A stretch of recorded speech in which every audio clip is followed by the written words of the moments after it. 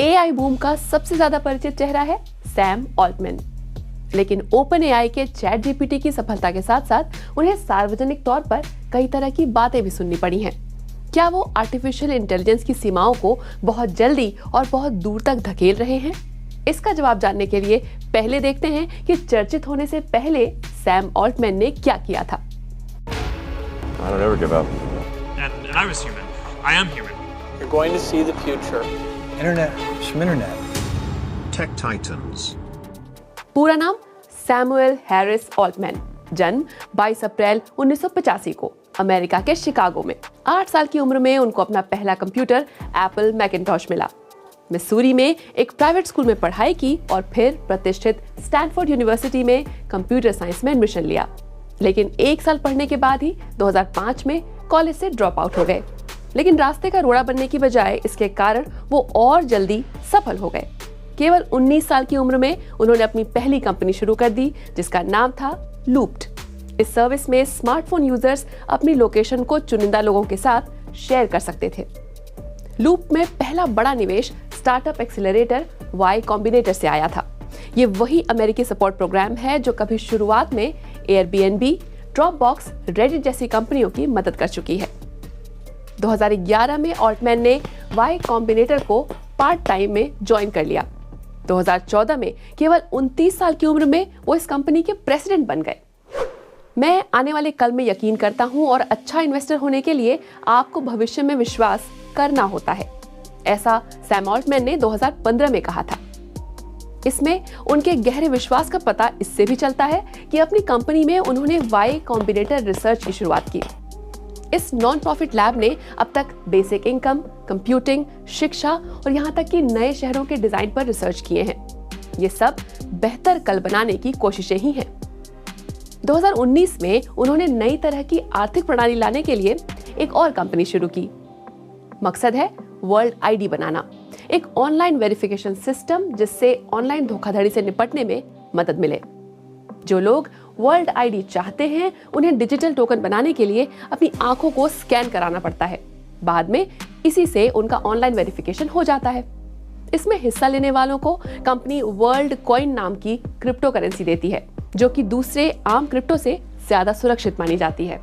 यहाँ तक कि ऑल्टमैन का आज तक का सबसे सफल प्रोजेक्ट भी एक नॉन प्रॉफिट के रूप में ही शुरू हुआ था। ओपन एआई को आर्टिफिशियल इंटेलिजेंस के सुरक्षित और फायदेमंद रूप में विकसित करने के इरादे से बनाया गया था।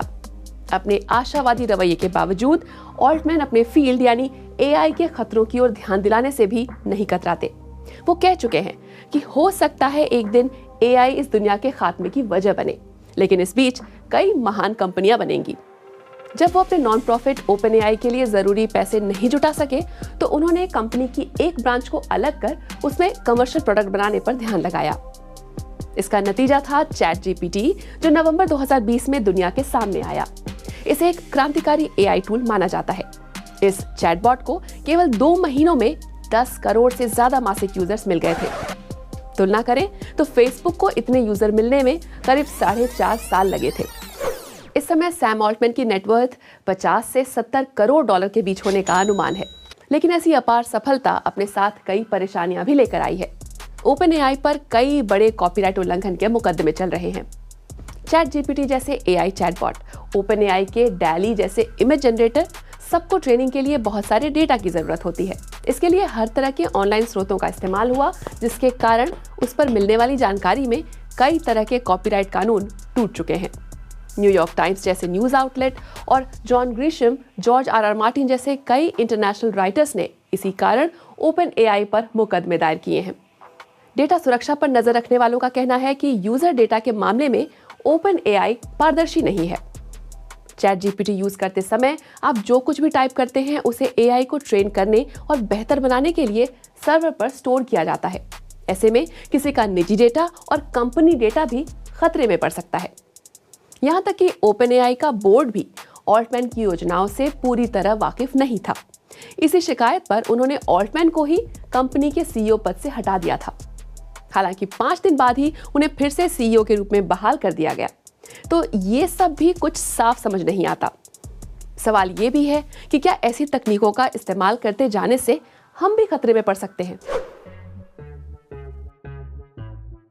ऑल्टमैन के हालिया बयानों को देखकर ऐसा नहीं लगता।